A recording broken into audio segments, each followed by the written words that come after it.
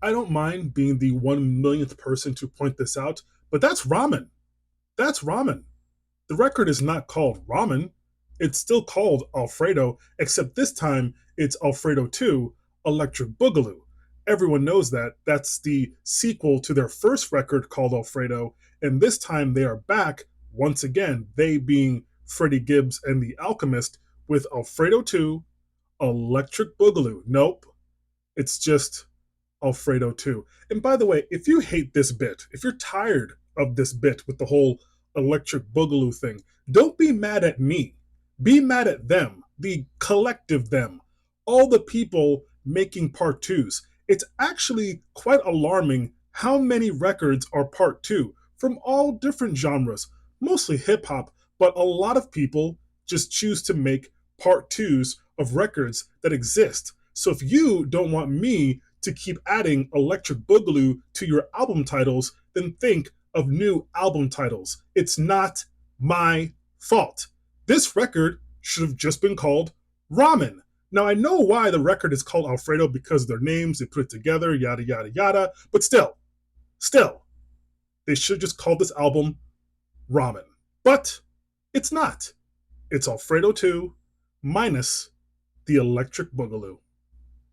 So, yes, this is the sequel to the 2020 borderline hip hop masterpiece Alfredo, that was a dark, woozy, immersive, very essential hip hop record that I feel like a lot of people dubbed as an instant classic.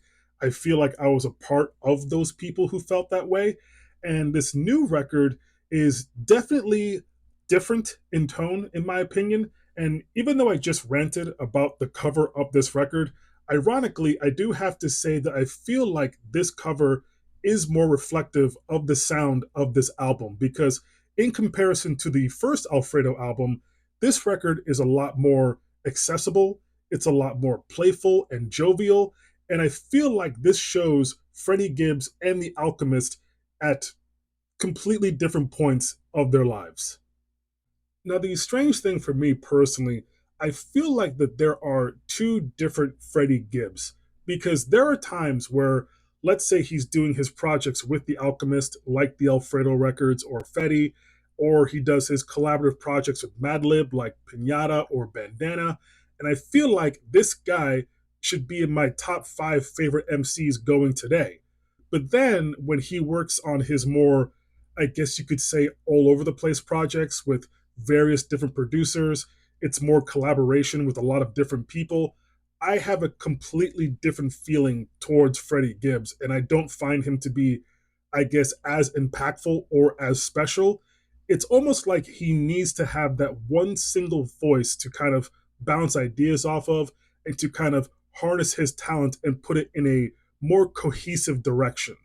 Now, on here, by no surprise, Freddie sounds great. His performances from beginning to end are on point and consistent. He sounds really, really good on this record. And I don't feel like the lyrical content is necessarily deep in any kind of way. At least I don't think so.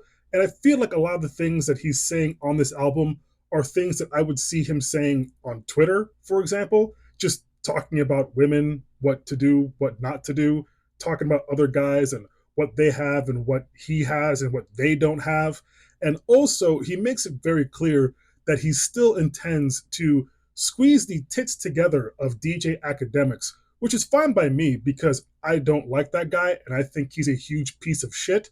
So, in my opinion, I hope he gets a chance to squeeze DJ Academics' tits together because, again, I think he's a horrible person. Now, as far as the production on the album, The Alchemist does his thing. It's really good. It sounds great. I feel like there's a couple tracks on here that do sound a lot more loose in comparison to other projects from him.